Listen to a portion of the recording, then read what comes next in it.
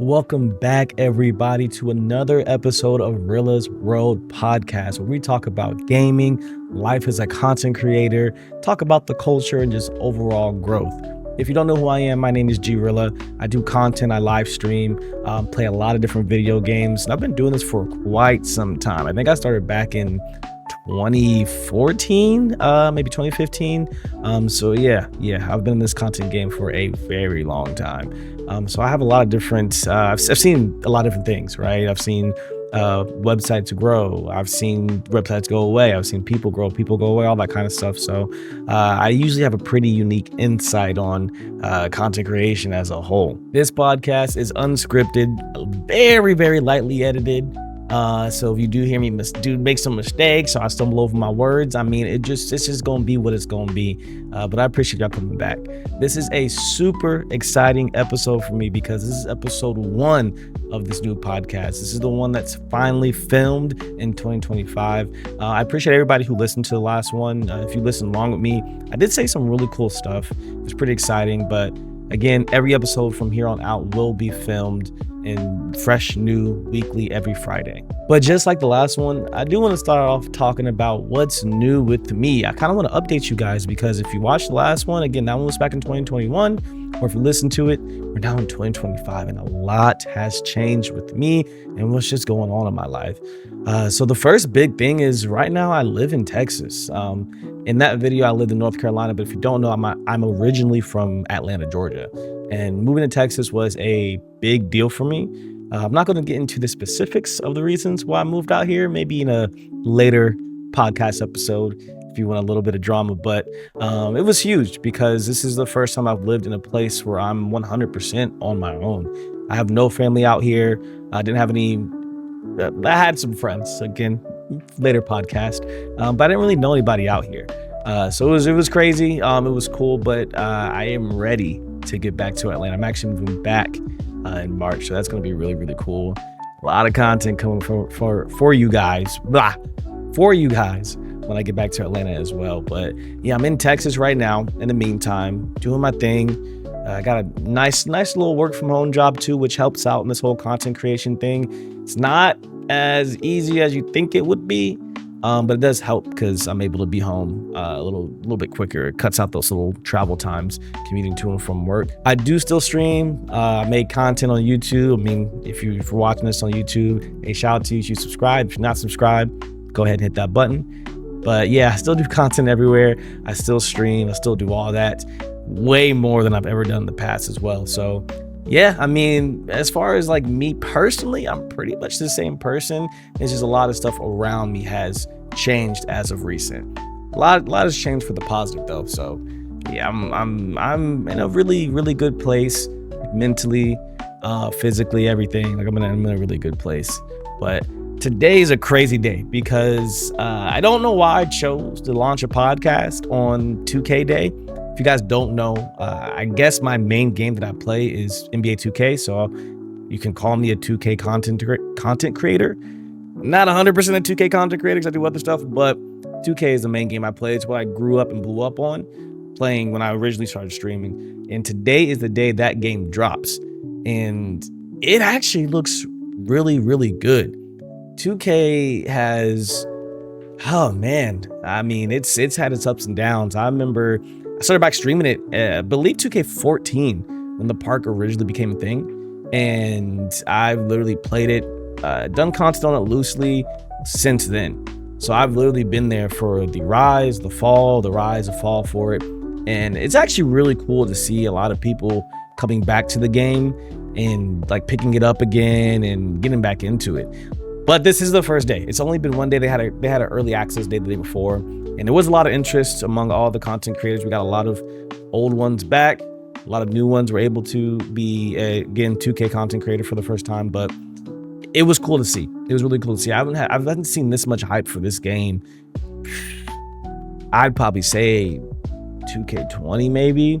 That was probably the last time, and that wasn't even the beginning. It was like because that was when COVID happened. So once that happened and we were locked indoors, then the hype for that game kind of blew up. But I haven't seen this much craze for 2K in a very, very long time. So it's super exciting to see. I got some great content coming out for you guys. For those of you who are interested in basketball or 2K, make sure you go over to my 2K channel. It's just DG Realla, my name. And you got some good stuff coming. I'm actually about to literally record right after this podcast. Again, I don't know why I decided to launch a podcast on this day, but I did, and here we are. So it is what it is. I just gotta roll with it, but it's really cool. I'm excited. It's probably not that. I'm nervous. I'm nervous for it because I honestly feel like this is like their final straw. Like, if we get this game and within a week or 2 weeks people stop playing it, I don't see 2K really being that game for very much long. Obviously, it's going to be there for however long their contract is because they are the only ones who can really make NBA games to that degree. Obviously, you have your like mobile game stuff like that, but no one really has the license like 2K has. I mean, they got literal commercials and stuff, partnerships with the NBA. It's be really tough for anybody else to make a game even close to what they have. But I mean, again, yeah, that game makes a lot of money, but eventually that money's going to fall off if they're not making quality products for everybody. Like 2K25, a lot of people that I know love 2K, and that's all they play, stopped playing it. Like me, well, I guess I kind of came back for 25, and I did play it a good bit, but like it just wasn't hitting. For me, I enjoyed 2K25. I really liked it a lot. The community kind of made it bad for me, I'm not gonna lie. Like it was a lot of negativity through 25, but it also wasn't a very well accepted game, so I kind of get that. Not making any excuses for it, but I do kind of get why there was like this negativity bubble around 2K25. So I'm super excited. 2K26 looks like it's gonna be good. Again, I haven't played it yet.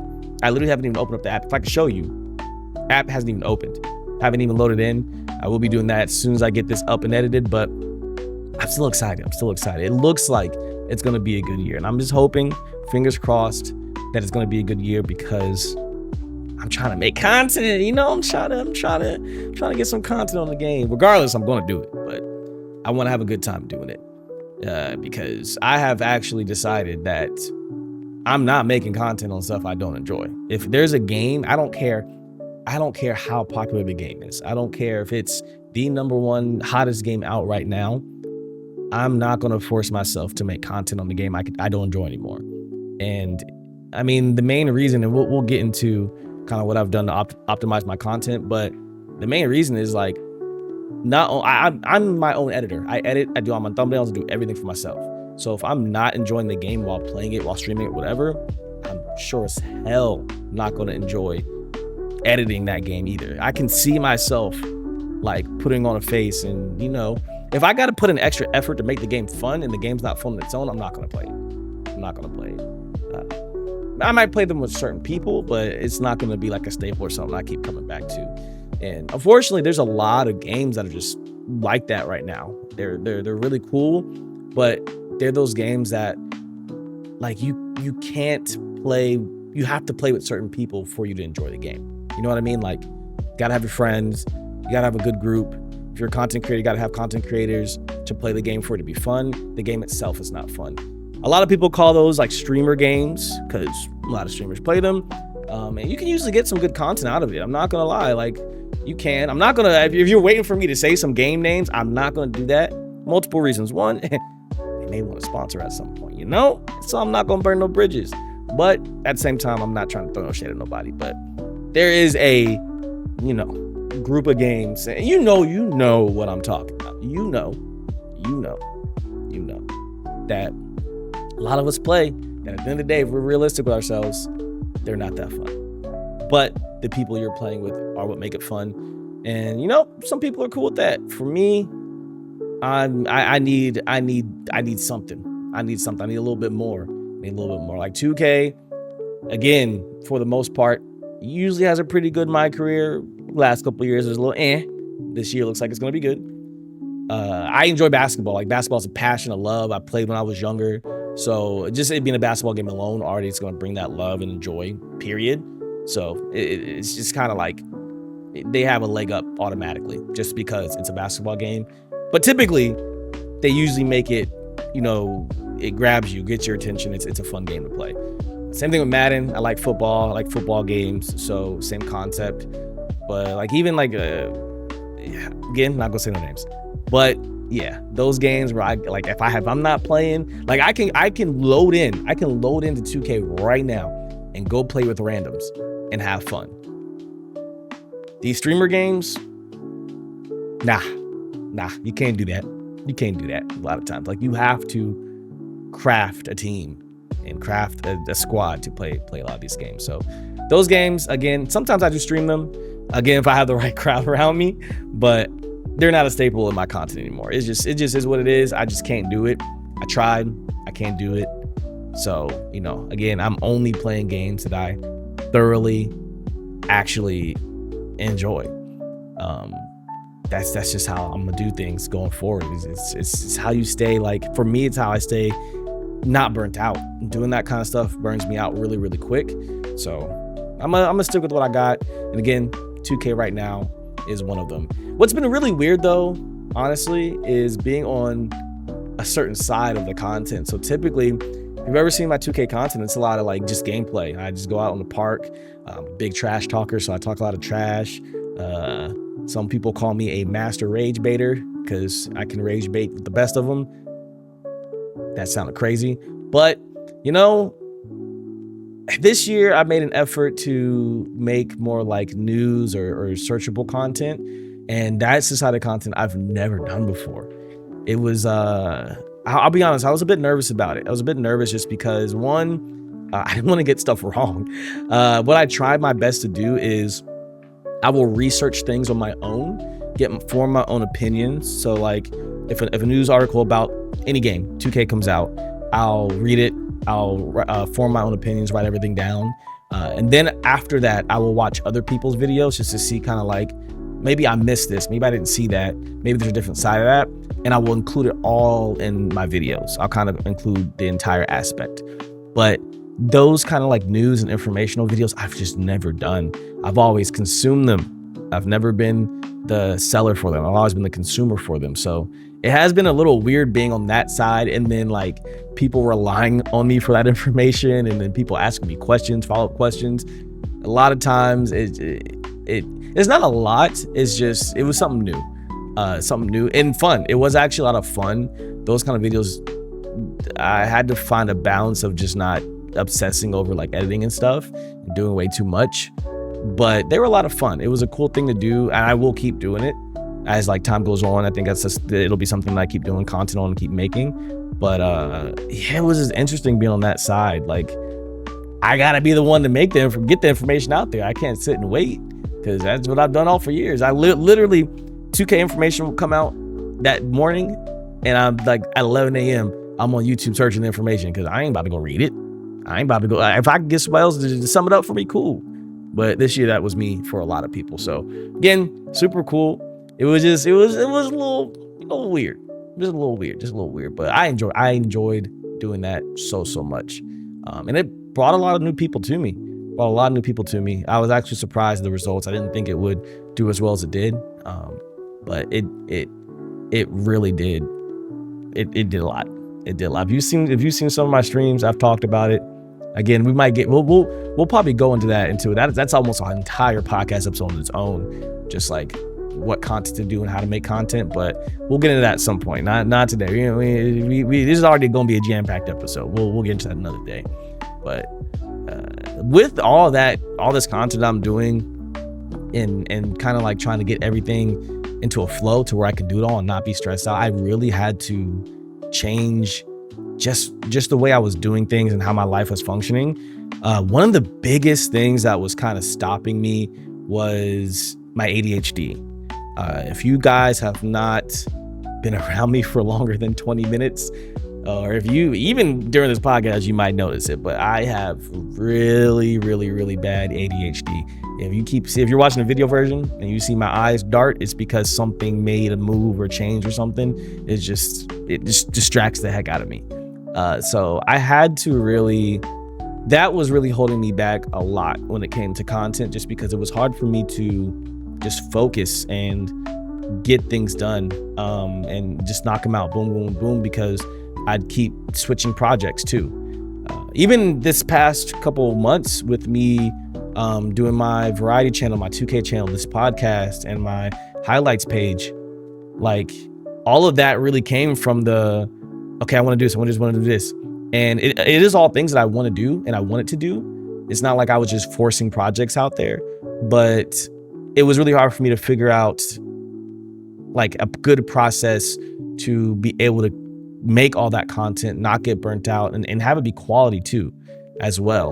And like I said, the ADHD was really, really holding me back on that. So what I had to do basically was find a way to fix it. I had to find a way to fix it, because if I didn't, I would still be in those same struggles that I've had my entire content creation career. Because usually what happens is I'll get super excited about some projects.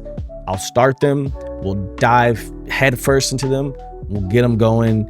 And then at some point I'll switch, not finish that project, start another one. At some point, switch again, start another project. And then my content's all over the place. People don't know what I'm there doing. Like, all it ends up being a mess. And then at some point I end up stopping. So I did not want that to happen this time. So again, I had to figure out what to do on my ADHD. And I want to give a shout out to Trinity Jackson. If you don't know who she is, she's a content creator as well. I met her last year, and super cool person. She actually was kind of going through the similar thing at the time. And I remember we had a conversation. We were in Discord. I think I was helping her with something. And I don't even remember how we got, I mean, it was two ADHD people talking, and we both talk a lot. So I'm sure we went through every part of life at some point, but we ended up talking about like ADHD and the complications. And she was further along in that journey.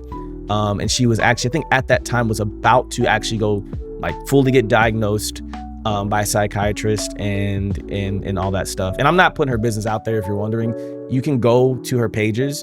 I think on her TikTok for sure, maybe not Instagram, but on TikTok, she's talked about this like publicly. So I'm not putting information out there. Not being messy.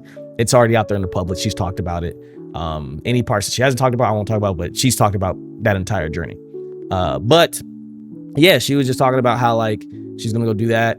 And then I've considered going that route, or at that time I had considered it, but I didn't know anybody in my own circle that had done that. Obviously you talk to doctors, you see people on the internet, stuff like that, but at the end of the day, I didn't know any of them. I didn't know any of them personally. I didn't have anybody in my circle that was dealing with that and curing it or finding a way to deal with it. They were just dealing with it like any way they could, just normally, not appropriately. So I didn't have anybody like that until her. So she went through that whole process.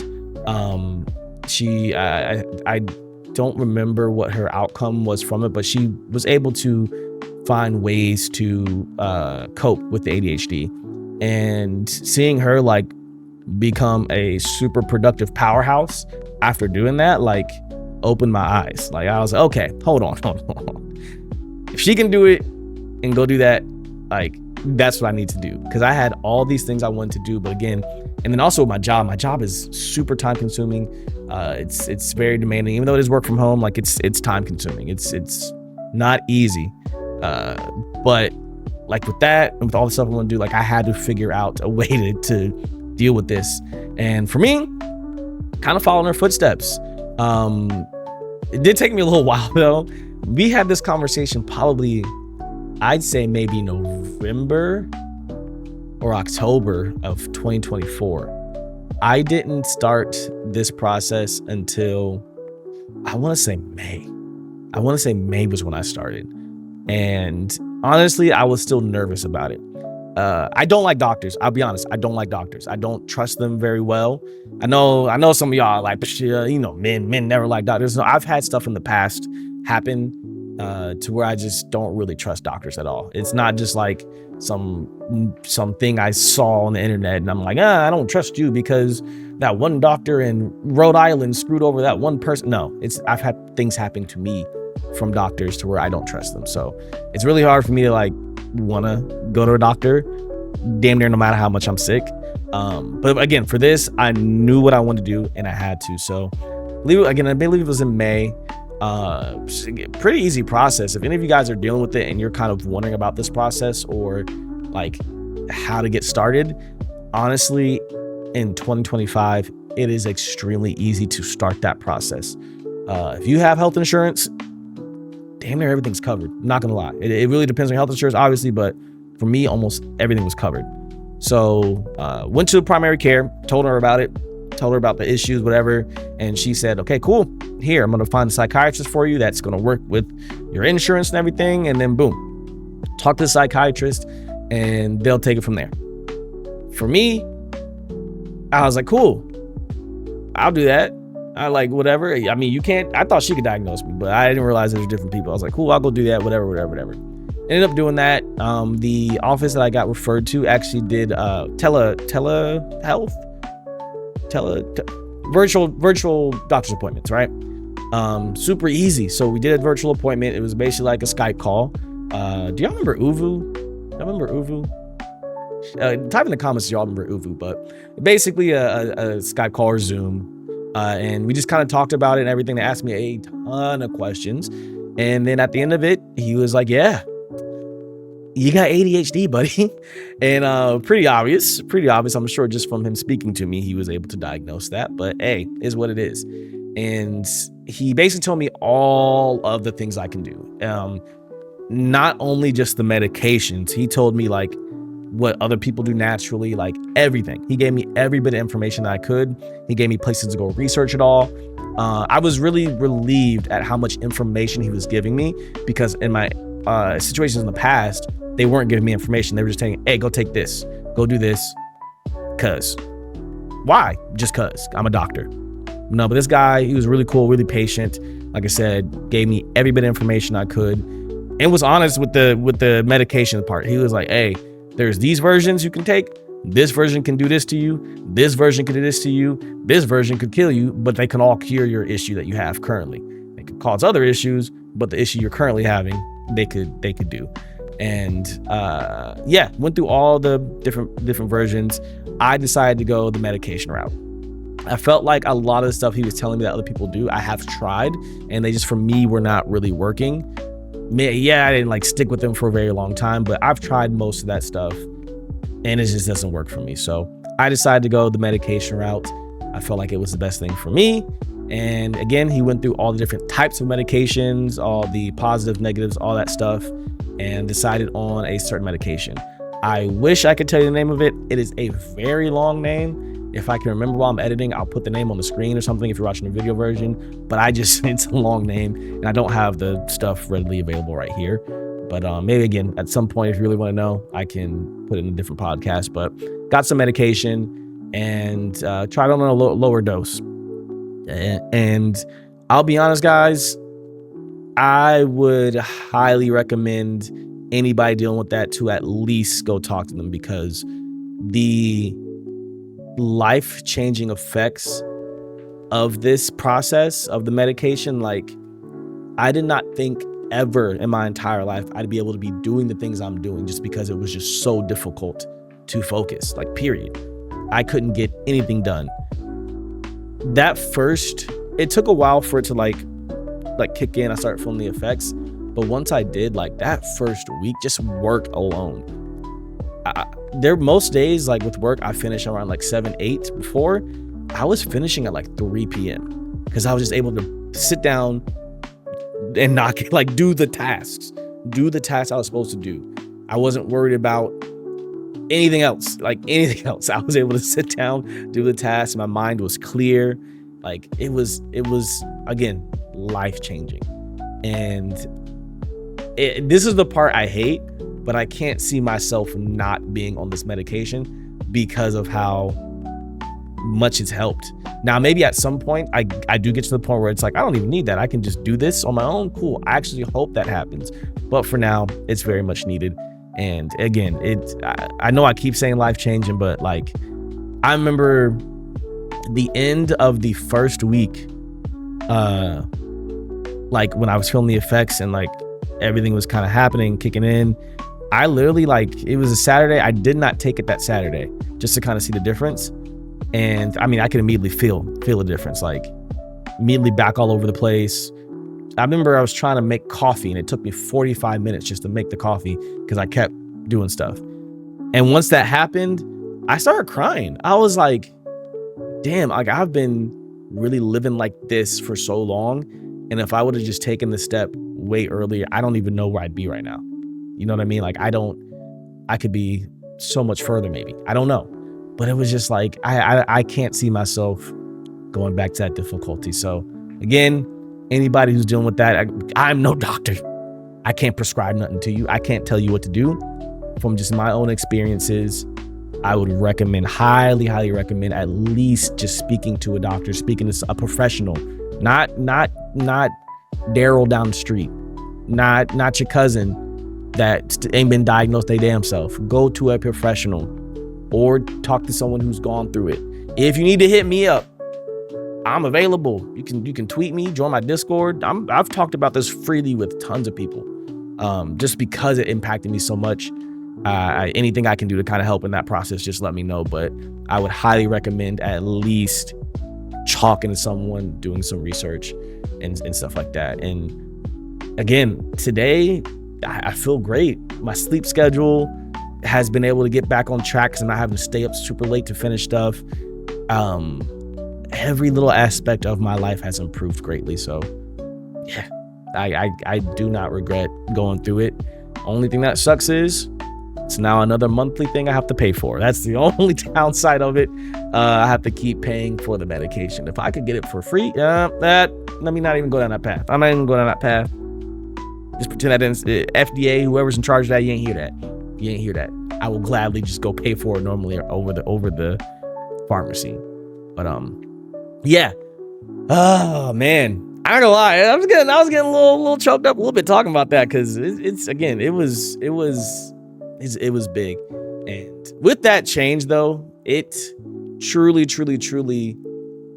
is the thing that helped propel and change my content creation journey.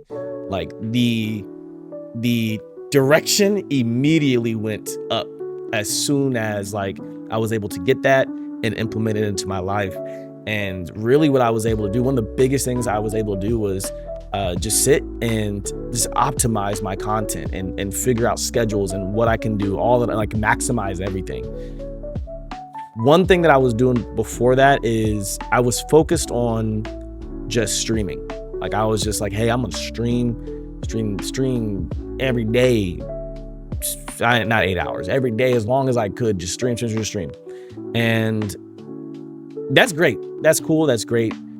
But if you're trying to really build a community and get yourself out there and do things, anyone who's a content creator to any high standard is going to tell you that that's not the way to do it. It's not. You need to be making content at almost all levels to be at the highest amount of success when it comes to content creating. Whatever that success level is to you in your eyes, typically it's going to include, being a full content creator, not just a streamer. It's extremely rare that you see people blow up just being a streamer. Super rare. I know we have like the Rakais and stuff like that, but at the end of the day, like there's one Rakai. You know what I'm saying? Like they're not a dime a dozen. There's 10 of them. There's 15 of them. And if you go on Twitch, there's a million streamers at a given time trying to do the same thing. But there are a lot more successful content creators that are doing content at all levels versus people just streaming. So I looked at myself, what I had to do in that my content journey was I had to look at everything I was doing, everything I wanted to do, everything I was doing, and just figure out how to make it work. And one of the biggest changes was I had to decrease the amount of time I was streaming dramatically. I went from trying to stream every single day to really, I ended up streaming like 2 days. That was the original plan. I was going to stream 2 days a week because like it's you really can't stream all those hours and make all the content if you're a one-man army, especially the amount that I was trying to do. Like you can't. You're streaming. If you're streaming for 8 hours, how can you edit? Unless you're streaming your edits, you can't. And I thought about doing that. I'm not gonna lie, I did think about doing that, but I know that'd be boring to watch. When I edit, I don't speak at all, so my editing streams would be terrible.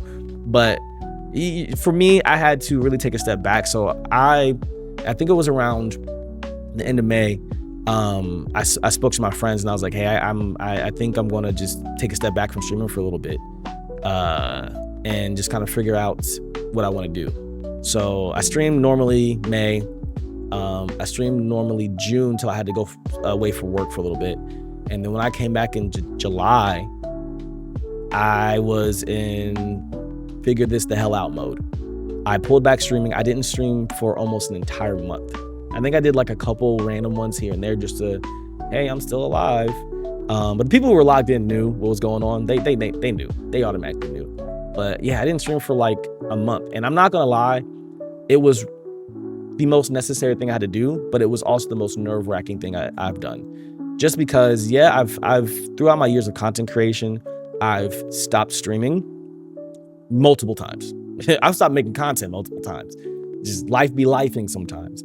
And every time I've come back, I've always been welcomed with open arms, but it's always been very difficult to like get my stuff going again every single time. And it's almost like an uphill battle. Then you get knocked all the way down to the bottom and you got to climb it 2 times as faster the next time. That's what it felt like.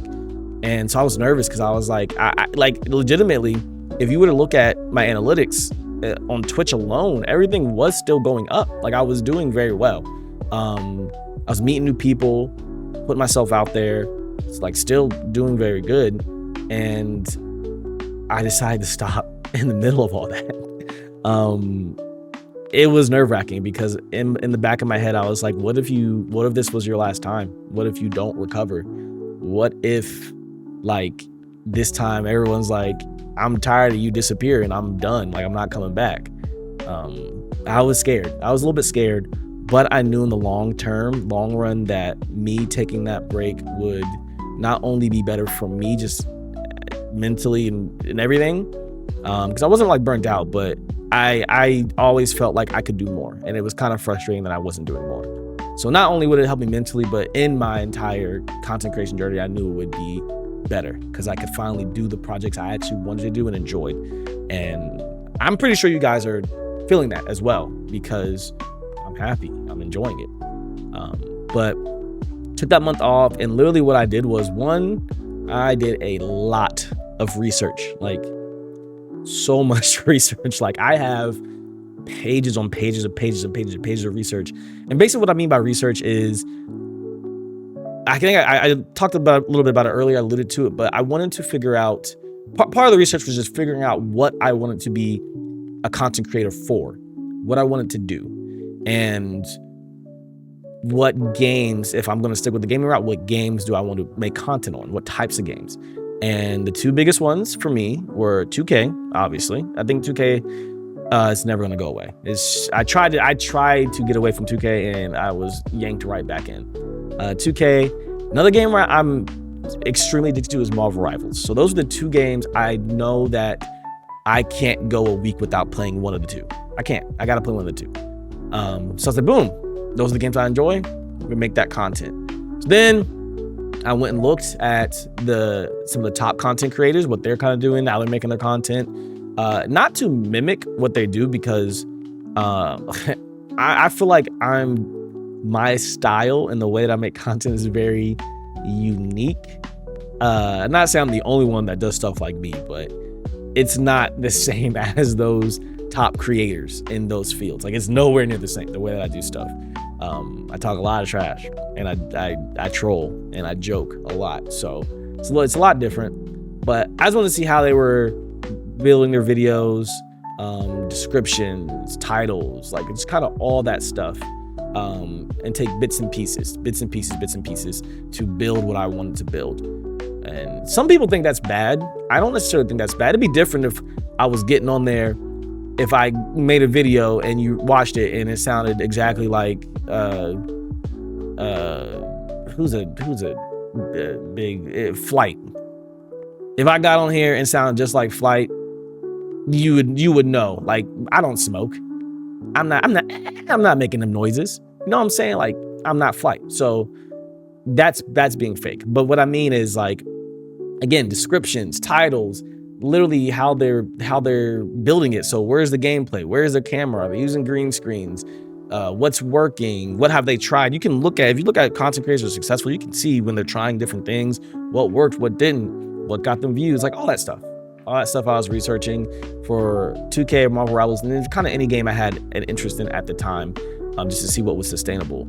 And doing all that research, it was very, very helpful because I was able to put in processes to where I can make that content not only better, but quicker as well, without losing quality, by just kind of, again, mimicking what they're doing as far as like putting out the content, just not being the person, because I'm gonna be me at all times. I'm never not gonna be me.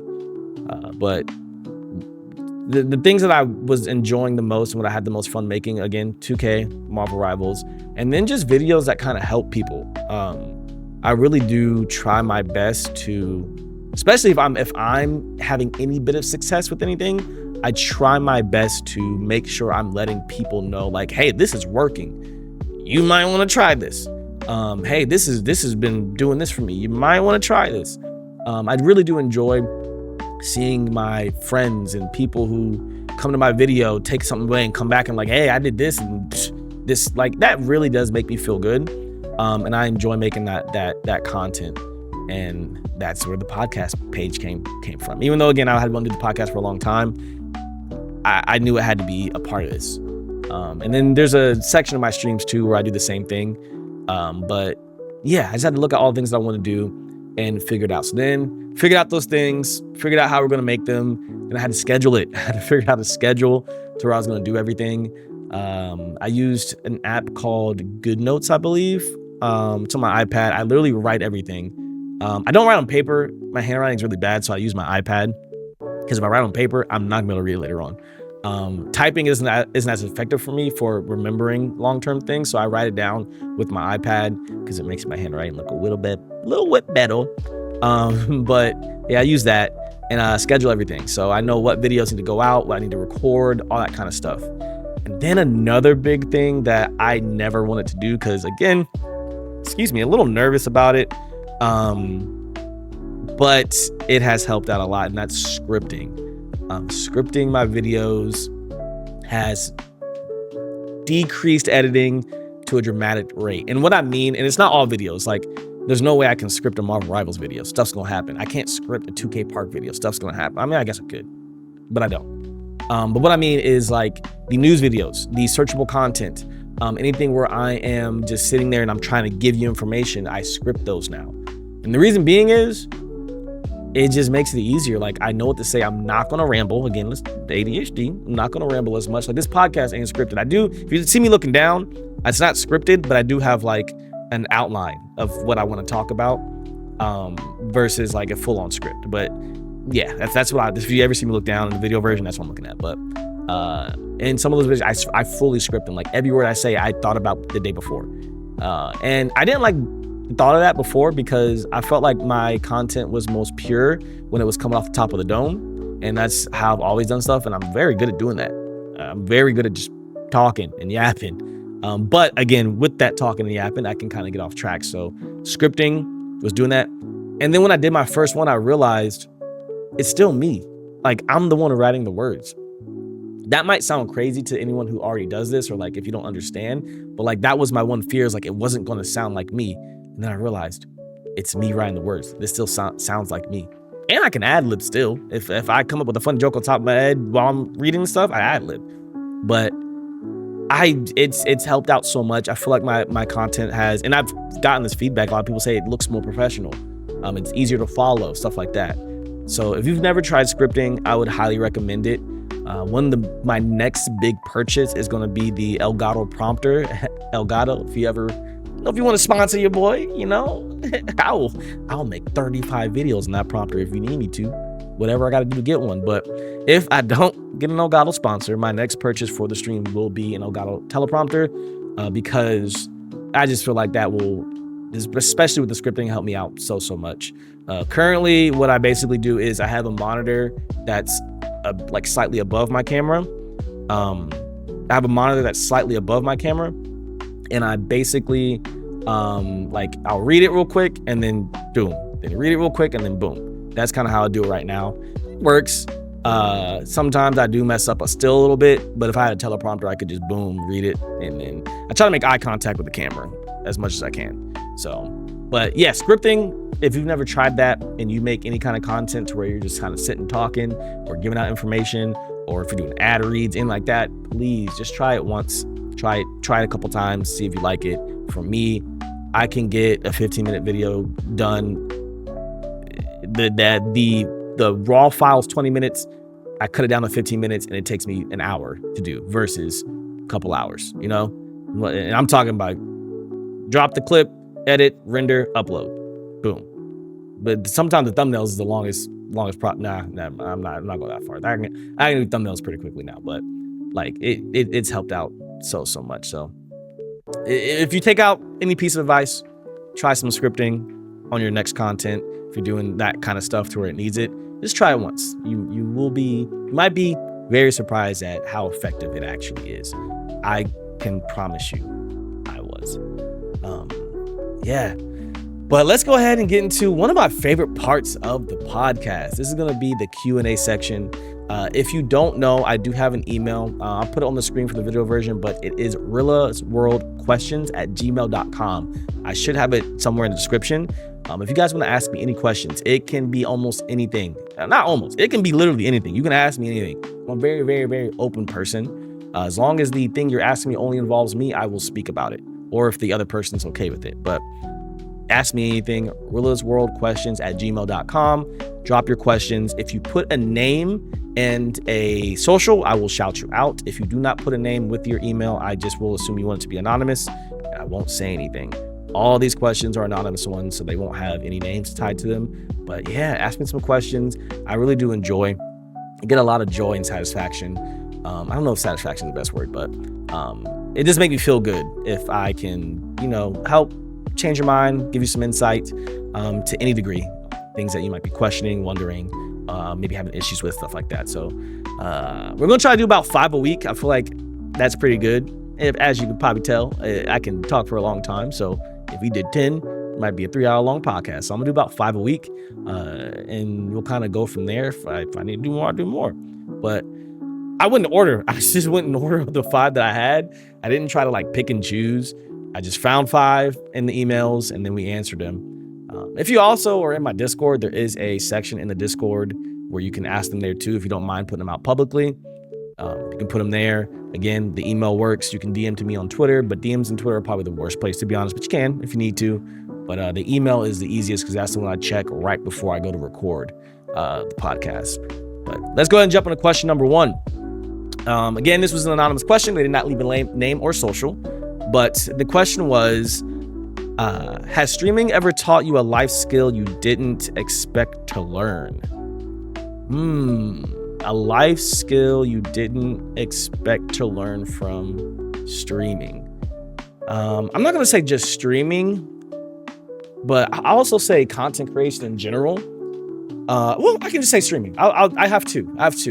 One thing that has actually very much helped me in life is I would call it crowd control, like being able to control a crowd. In my job, there are times where I have to present or I have to go into a situation where it might be negative and turn it around, stuff like that.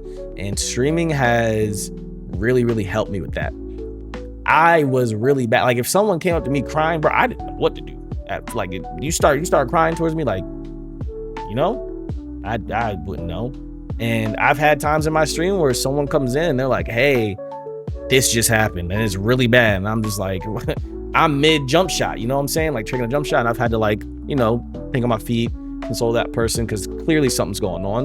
You want to help them feel a little bit better and kind of turn the situation around as much as you can.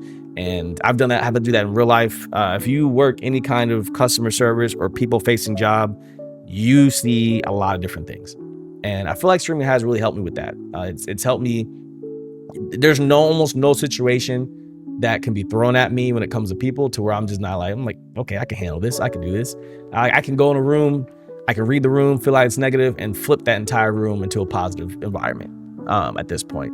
And yeah, I feel like streaming has helped me with that because again, that's something you have to do, especially like we're playing 2K. Everyone's mad because we lost 10 games in a row. I'm typically the person that's either going to be raging the most or making the situation a little bit better. And even if I'm the one raging, I typically try to realize I'm doing that and then, flip it. So I feel like that's done that. And then my second one, and this is what I mean, like overall content creation, is problem solving. Y'all, since I've started streaming, I've never really had the best equipment. I've never really had everything you need. I've never been that guy that can just go spend $4,000 and just get all the equipment they need. Never been that guy.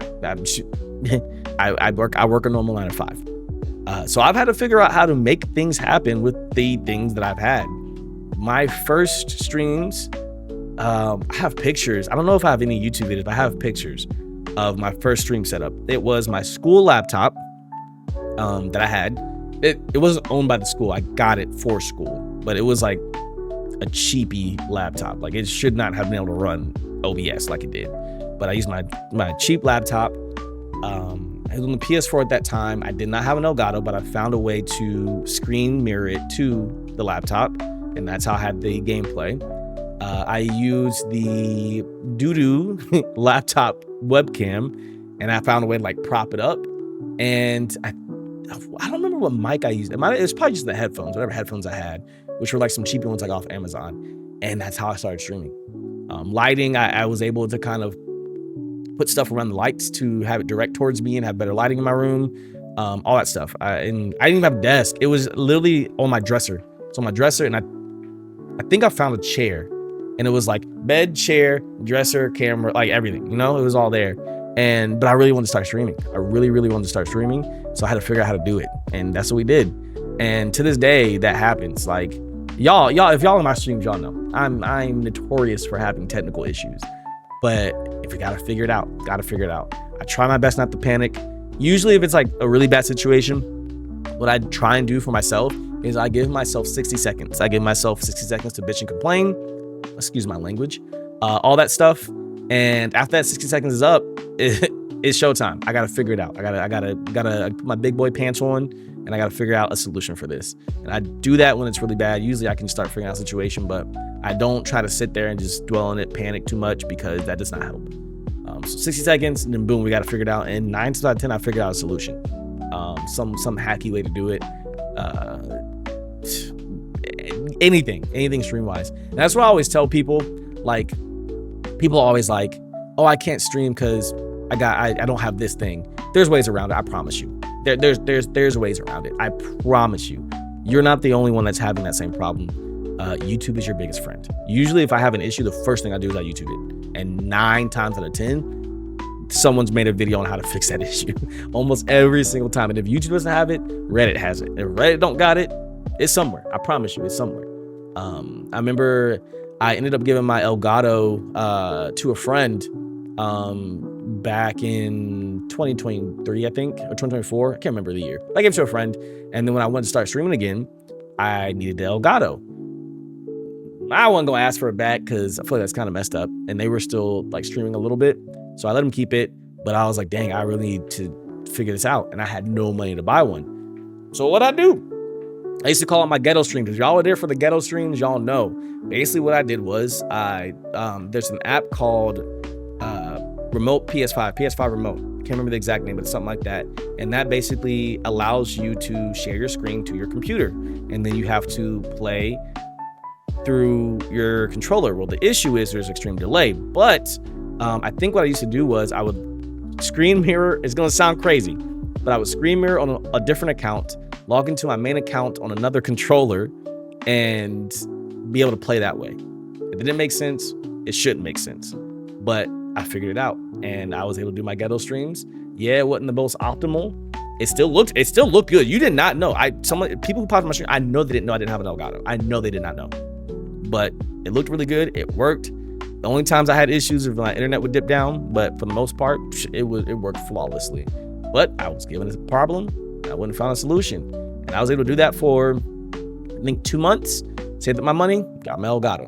So if there's something that you guys want to do, whether it's content or just anything in general, and whatever thing you have holding yourself back, I don't want to call them excuses because some of them are legit, but whatever thing you have that's holding yourself from doing that thing you want to do, I promise you there's a solution that you can solve right now. Just do some research, figure it out. If you need my help, I've gone very far and beyond to help people get things going, and I promise you I will. I can't help everybody, but try to do everything I can. But I promise you, between YouTube, Google, and Reddit, you can find a solution. Just you gotta want it, and you gotta be willing to do the work to make the thing happen. But yeah, that's been a big thing. And now in life in general, like when stuff happens, I'm like, hey, I can figure this out. You know what I'm saying? Like, especially if it's technical, I'm like, hey, I got you. I'll figure it out. I got you. Don't worry. I'll figure it out. And 9 times out of 10, I'm able to figure it out and fix it. And people think I'm so much smarter than I'm not smart, bro. I'm not. I mean, I'm smart, but I ain't smart. I just use YouTube. That's it. I didn't know how to do the thing.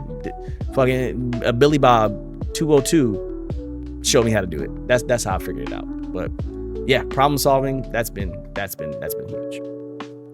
Question number 2. If you could go back and give your whoa, Michael, let's slow that down and read it again. Again, we ain't cutting that out. If you could go back and give your past self one piece of advice before you started streaming, what would it be? If you could go back and give yourself one piece of advice before you started streaming, what would it be?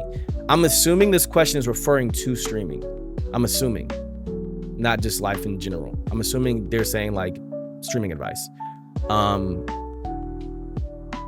That's crazy. You know what's crazy about that question? Shout out to Zen. Zen actually, you don't know who Zen is, Zen's R.O.O on Twitch, everywhere actually. She just recently tweeted this, and it was funny because she literally almost, not word for word the question, but that was the question she tweeted. And I literally wrote like 30 things out. I wrote 30 tweets and I deleted them all and put like the one I thought was the best, which I'm gonna talk about in a second. But literally just had this question. I think that was like a week ago, which is kind of crazy.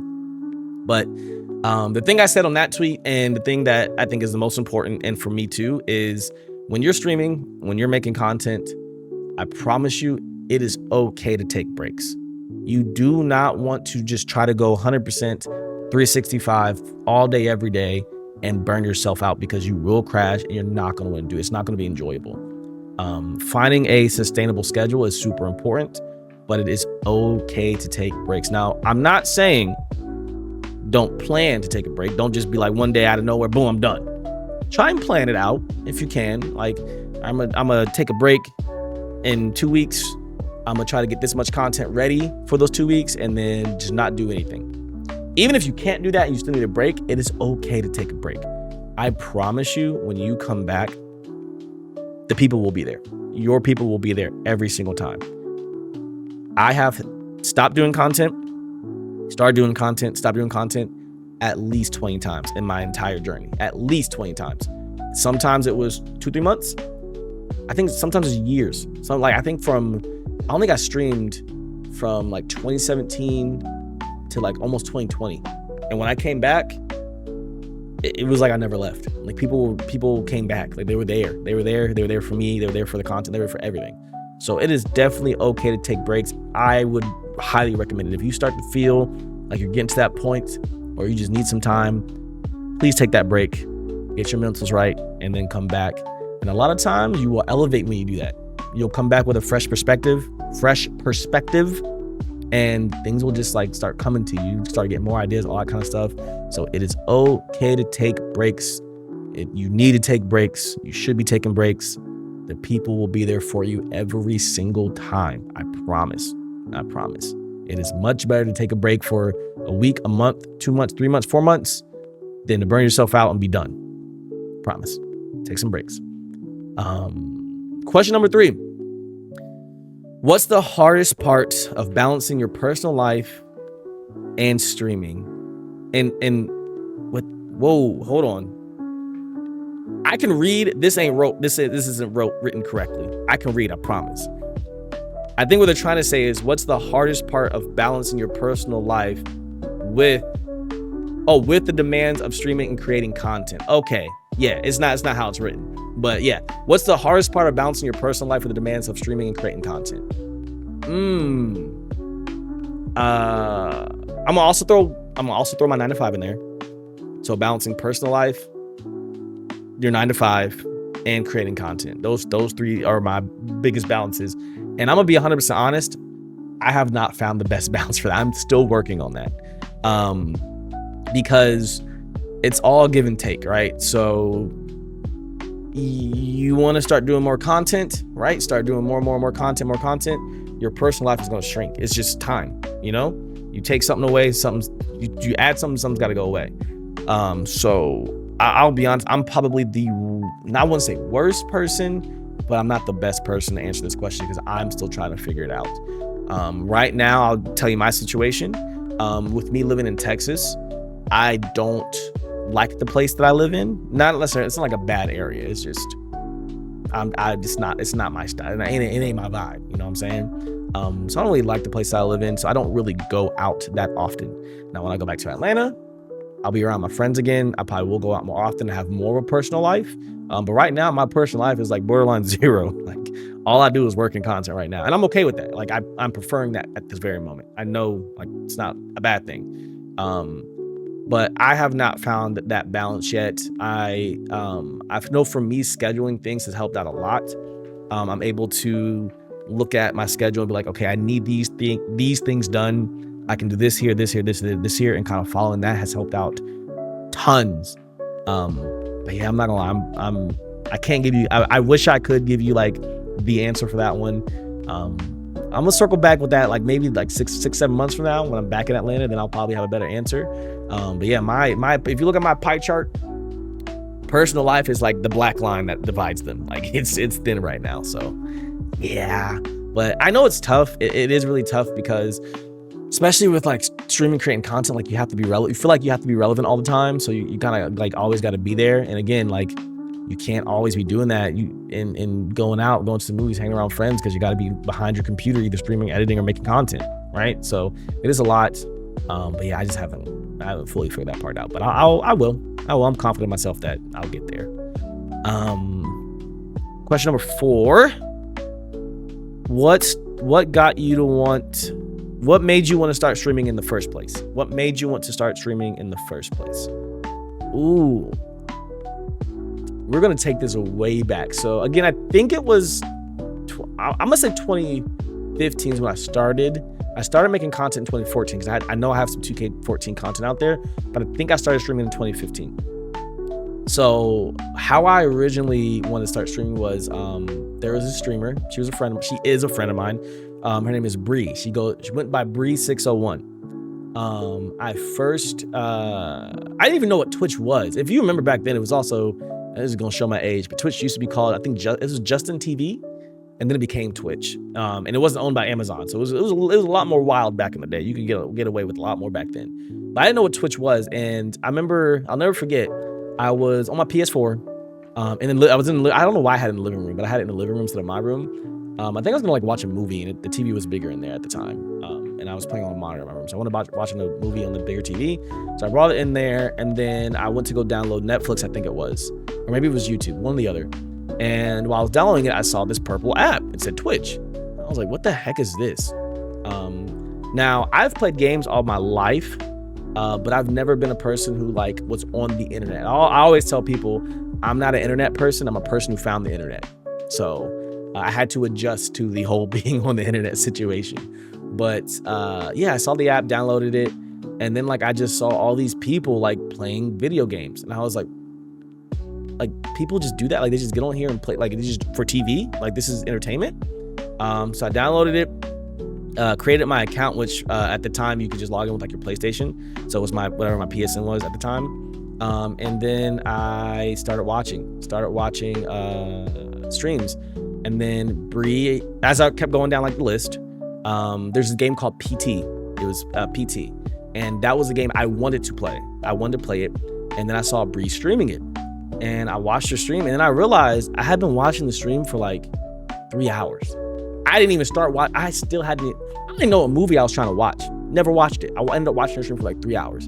And I was like, what the heck? Like, this is so much fun. Like, I'm interacting with this person. She's streaming the game. She's having a good time. The game's good, scary. It was so much fun. And it got me coming back. Like, I came back. And after like a week of that, I think I started telling my friends about Twitch because none of us really know what it was. Started telling my friends, and one of my friends, Jamar, shout out to you if you're listening to this. You're finally gonna get your credit, Jamar, if you're listening.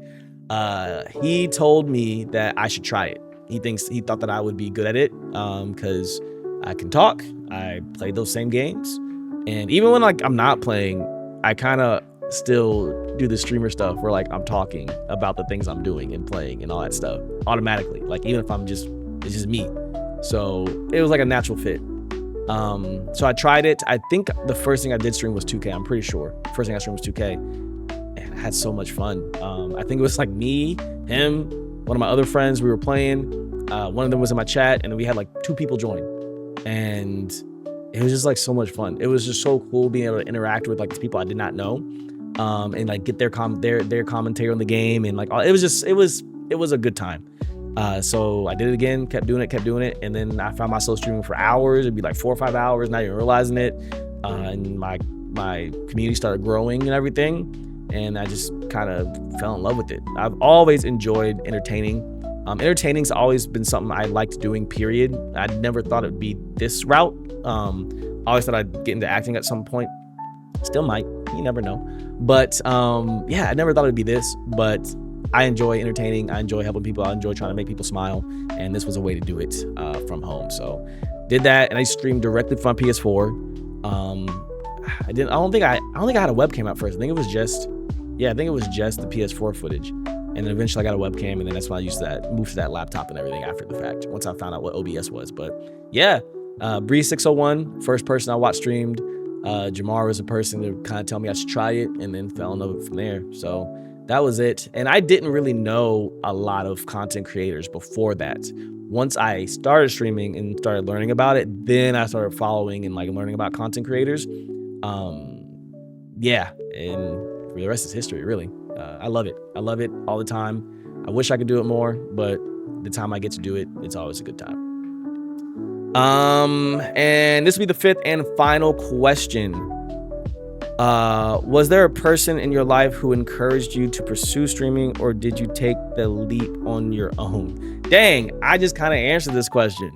That's crazy. I feel like Jamar set this up to get 2 shout outs in one video. I'm not gonna lie. Because I never verbally give him credit for this, but again, technically him. Bree, again, like I said, was the first person I saw streaming, and I remember her chat was booming too. Like people were in there, the chat was flying, like she was vibing off of it. And yeah, I guess Jamar was the first person. Not I guess I know he was the first person to tell me like you should try it, you should give it a try. And Jamar played 2K with me and everything, and yeah, we fell in love with it. So. I don't know if I would have ever done it myself, because I was just having fun being on Twitch and being like a part of the chat. So I don't know if I ever would have. I think maybe eventually I would have just been like, let me try this, let me see how it works.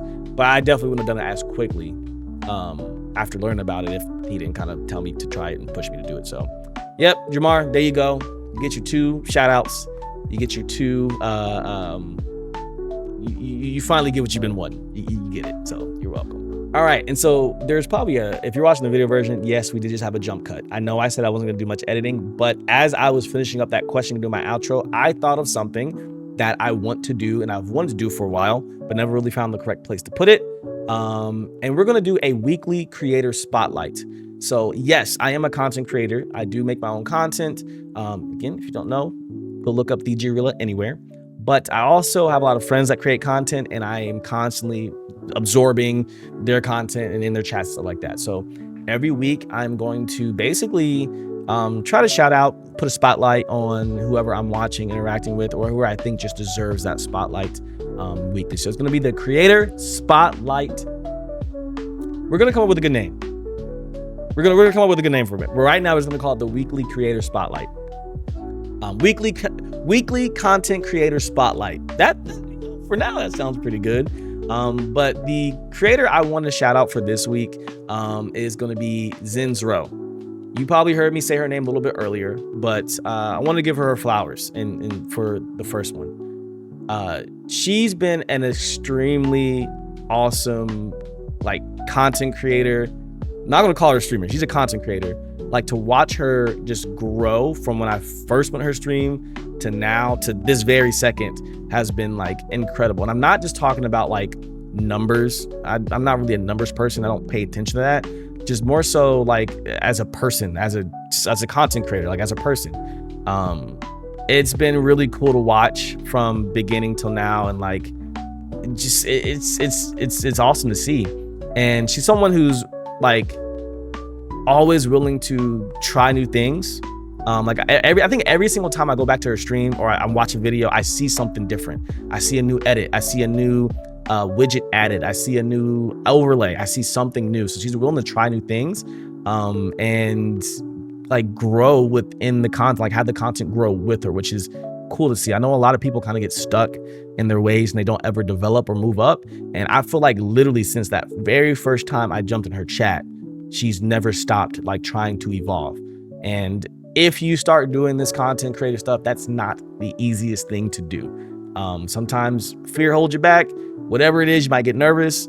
But those who dive in head first and just do it, it's really cool to see.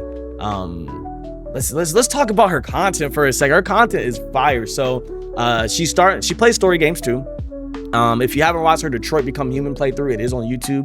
Go watch that. I've watched that entire series front to back. She, I think right now, is playing The Fears of Fathom. That has been really fun to watch. I haven't been able to watch a lot of it because I plan on playing those games, so I don't want to spoil it for myself. But I've seen some of the clips, and they're super funny. Her clips are like literally a lot of her clips. I'll watch them and like I rewatch them a couple times and I'm laughing, like actually laughing out loud at these clips. And when you join to the stream, you're gonna be greeted with smiles and positive energy, but don't let it fool you. Don't let it fool you, because she can talk her shit with the best of them. I promise you. She can let Marvel Rivals load up. She can talk her shit with the best of them and give them hands too. Giving them hands. I've seen her lord character after character after character go up in the ranks. I'm trying to get like that my damn self in Marvel Rivals. But she's awesome. And she's done a great job at creating a safe place, a safe community, an inclusive community. Like, I've seen so many people from just different spaces, different other communities, all like be drawn to her community, like from everywhere. And that's really awesome to see, because they feel safe. They feel comfortable being there. They don't feel like they have to act a certain way. They can be themselves in her community, which is super awesome to see. You don't see that everywhere. So just want to give Zen her flowers. Hey Zen, if you're not watching this, appreciate you. If y'all don't know, when I first met her too, I had an issue with my streams that I've had for years. And I think maybe the second time I spoke to her, she had fixed that issue in her stream and immediately went to go help me, sent me the videos. When I had further questions, answered them like immediately. And you don't always see that, unfortunately, in this space. Like, people aren't always willing to just, help you out with your stuff. Not all the time. Sometimes, yeah, but not all the time. So, Zen, again, I appreciate you. Keep doing your thing. Keep grinding. Don't stop. If you need a break, take a break. But, just keep leveling up. What you're doing is working. I see it. I might not always be in the chat. I might not always be able to type, but I promise you, I'm paying close attention. Everything you do also keeps me motivated as well. A lot of times, if I'm like kind of stuck, I'll see some new stuff you've done. I'm like, dang, like, that was cool. Like, I need to figure out a way to kind of do that for myself and level up and all that stuff too. Like, so appreciate you. Keep grinding, keep hustling. And if y'all have not seen Zen's content, I'm gonna leave all the links in the description. Go check it out. Please go check it out. Matter of fact, you know what I'm gonna do on the video version? I'm gonna put a QR code. I'm gonna put a QR code somewhere. You can scan it and it'll take you to, if she has like a link tree or something, it'll take you to that. I'll link it.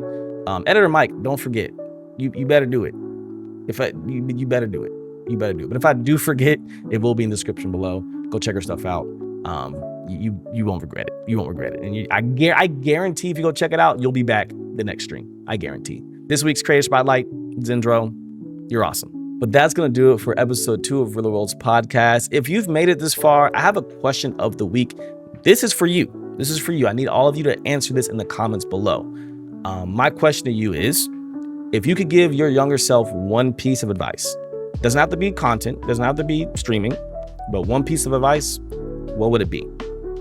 Make sure you leave a comment, because you never know if your answer could help somebody else. I appreciate y'all. I love y'all. Again, thank you for tuning in. Hope to see you next week. This has been Realla'sworld, and I'm out.